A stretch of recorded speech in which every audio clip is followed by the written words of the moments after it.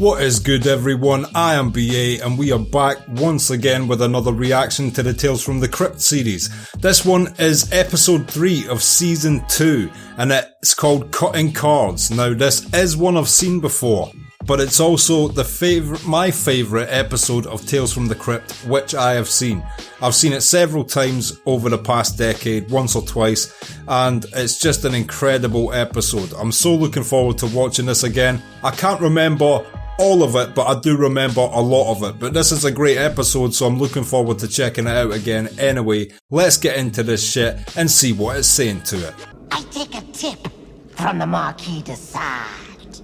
He likes to unwind with a little red-hot poker. Crypt Keeper's got those blue bicycles, the most classic of all playing cards. Ante up, fellas. The game's about to begin. The old school artwork on the Tales from the Crypt novels are dope, man. It's like dope old horror art. Lance Henriksen in the house for this episode. Bishop himself.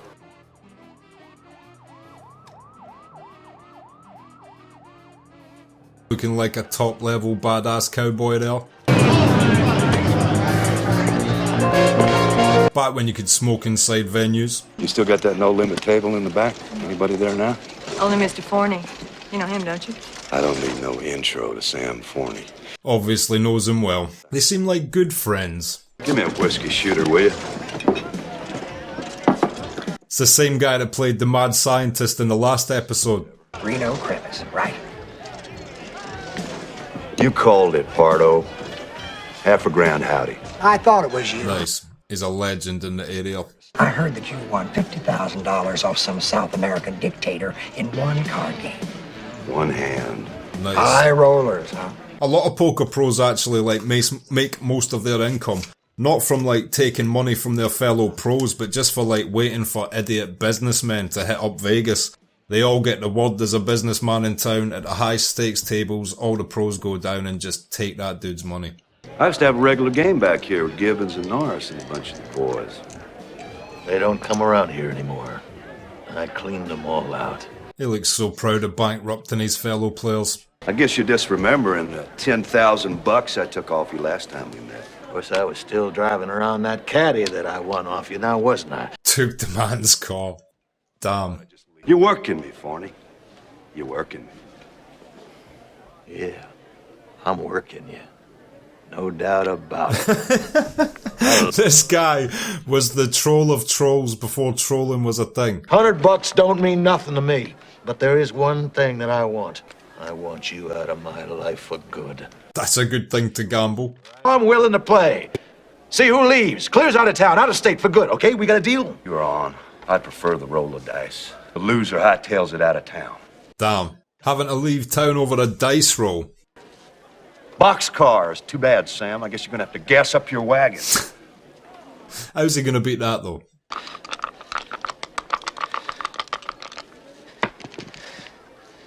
Oh, I'm red hot. Oh shit. Son of a bitch, I got a better way of settling this shit. You want a duel? Let's do it. Russian roulette.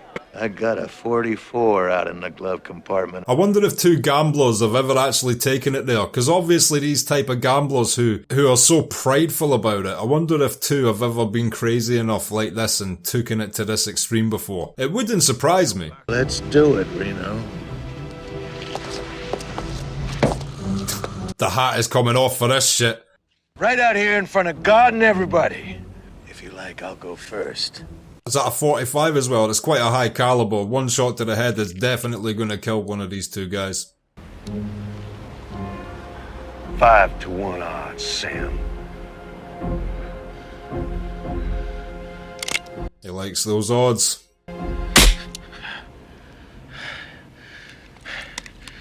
Your turn. He did a good I'm about to shoot myself in the face. Thank God I didn't just shoot myself in the face. Bit of acting there. You getting nervous, Reno? Fuck that. I'll take a 4-1 shot.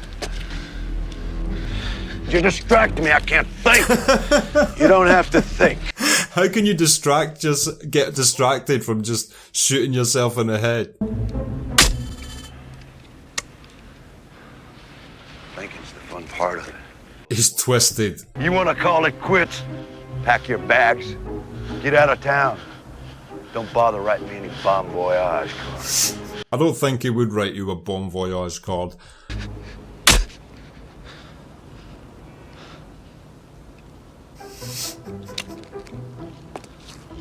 They both look so happy that the other one is about to die after every successful survival of the shot. 2-1. I can beat it. I can beat it. I can beat it! He was psyching himself the fuck up for that one. That's a 50-50 bet, Sam. Well, he agreed to this game, so...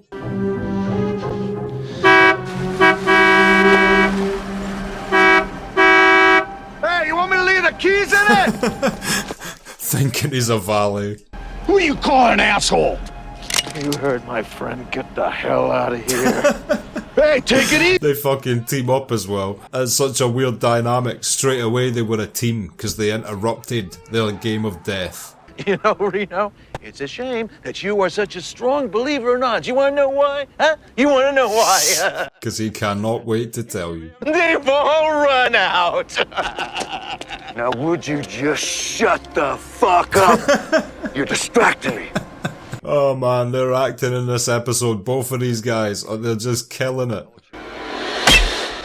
God, a done? That ammo, 2 or 3 years old. Maybe it got wet. Ah, you can't talk your way out of this fucking thing. Talking your way out of letting me shoot myself in the face, you fucking prick. All right, hotshot. Let's do what we do best. All right, you name the game. Chop poker. Chop poker.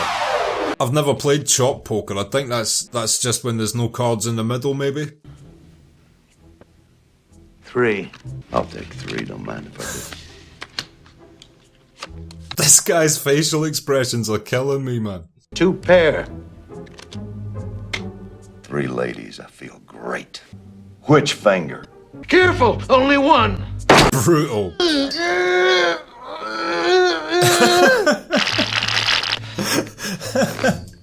This guy. Oh man. He should be in every episode.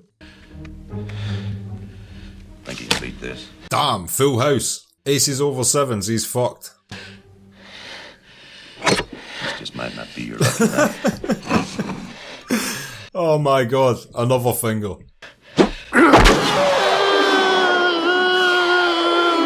Same hand as well. Why didn't he go for the pinky on the other hand and be symmetrical? I think I'm gonna take your fingers and put them in a jar of alcohol. You know, like pickle them. Keep them as a souvenir. Come on, D. Fucking pickled finger jar on his mantelpiece. That, oh. Beat a guy in a game of chop poker. Now, what you getting of blood on those cards? You getting squeamish, Reno? No, I don't want any spots on the back. I know how you are about marked cards. Just shut up and play. Accusing him of marking the cards with his own decapitated finger stumps. Pair of jacks. Yeah. I knew I should have gone for that fucking flush.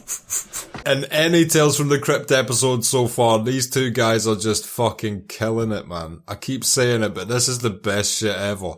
You're gonna be changing your rodeo gloves for a pair of mittens, cowboy. No, wait a second, easy. Some mittened cowboy, you know.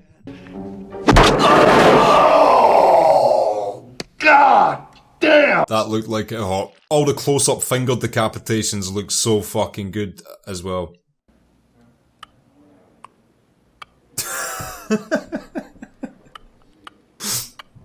They're literally now both just the Black Knight from Monty Python.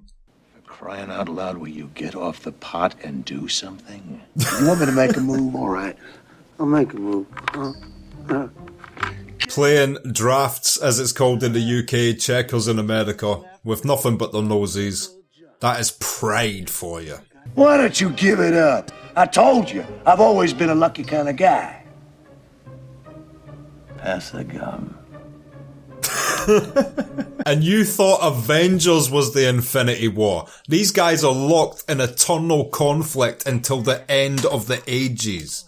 I got to hand it to Crebus and Forney. They do anything to elbow their way to the Agreed. top. They are die-hard men of their words. Okay, So that was episode 3 of season 2 of Tales from the Crypt. It was cutting cards, and I will be back in just a minute with my thoughts on that. Okay, so season 2, episode 3, cutting cards. Like I said, this was an episode that I had seen before, but like I also said, it's one of my favourite Tales from the Crypt episodes I have ever seen. I haven't seen many, but of the ones I had seen before I started this reaction series, it was always my favourite. Why? First of all, the story is just fucking... it's crazy. It's so well done. 2 really competitive gamblers. And what's funny is, as you see throughout the episode, they might look different and they might hate one another, but if they weren't direct adversaries through gambling, they'd probably have been quite good friends. But no, fate had it that they were locked in this conflict by being so competitive at gambling and being on the other sides of the table that they were enemies. So just the setup of these 2 die-hard men of their word from different path gamblers locked in this conflict to the bitter end and willing to do anything to one up the other, even if it became a life and death scenario, is just a mad concept. Obviously, this episode's moral is about, if we're going to say, what's the moral of the story? The moral of the story in this episode was obviously just about pride. And pride getting the best of you. These 2 guys, they weren't necessarily evil bad guys, even though they were so happy the other one was about to die. You could say that's a bit fucked up. But aside from that, they weren't necessarily bad guys. They were just prideful and greedy, but they were willing to die for their pride. They were greedy, I guess, just because they like money. They're gamblers. That's not even really greedy. That's just how they make their money.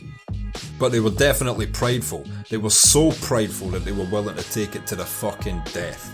And the way the episode progressed is just great as well. It's such an easy setup. A guy shows back up in town, goes to the local casino, gets told that it's only that guy there at the high roller table. First of all, it starts quite competitive, but not within the realms of absolute crazy shit, where they're just rolling a dice to see who has to go out of town.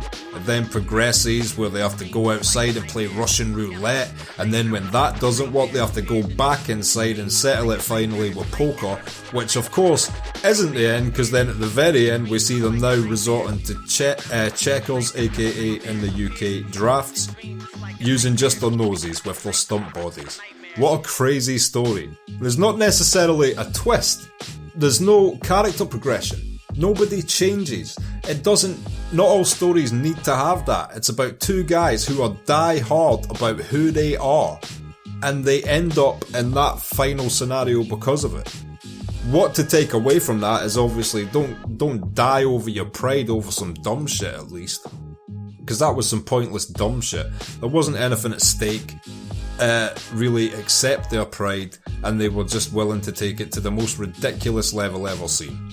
The acting in this episode was absolutely fucking incredible. Both of them were just hilarious. I mean, I can't remember another episode. Maybe the one with Jonas and the pets, but aside from that, I can't remember another episode where I was literally laughing so much through it, and that's having already seen it a few times before. Not even once, a few times in the past. So God knows how much I laughed the very first time I saw this. It's just another incredible episode. We're already getting into season 2 now, and it's still just like every episode is such a banger. They released so many of them. I looked into this. I wasn't sure when I started this reaction series if every episode was based off a story from the comics. So after the first few reactions I didn't want to spoil nothing, but I checked that fact, and literally every single episode comes from a comic. Not necessarily Tales from the Crypt, they were all titled different things. Some of them were from the Tales from the Crypt comic, but there was other ones like Spooky Science and weird names like that. I would get them all wrong if I tried to name them, but just a bunch of different comics in that genre at that time. And this series seemed to have carte blanche of which ones it could take from. Either that or all the comics were under the same umbrella, like DC and Marvel have all their characters under those 2 umbrellas today. So yeah, every single episode is based off a segment from a comic, and there was so many to choose from. It's no surprise that You're just gonna keep seeing this. Episode after episode, unique concepts with shit you haven't seen before, really interesting stories. And for that reason, yeah, what an episode. I'm interested as to see what can actually top this for me personally. Shout outs to my friend Madness, me and him were discussing this the other day, and his favourite episode is coming up later in this season, so maybe that one will swing it for me, but so far Cutting Cards is legit still my favourite episode of Tales from the Crypt I have seen thus far. If you liked this video, click like, subscribe to the channel if you would like to see more or keep updated as to when new videos are dropping. Comment below about anything you've seen in this video you want to talk about, or if you want to see me react to something in the future. If I haven't seen it, I'm always up for reacting to it. And share this video around to anybody you think might like it or want to watch this series along with us. So that was Cutting Cards, episode 3 of season 2. I have been BA. I will catch you again for the next one. Peace.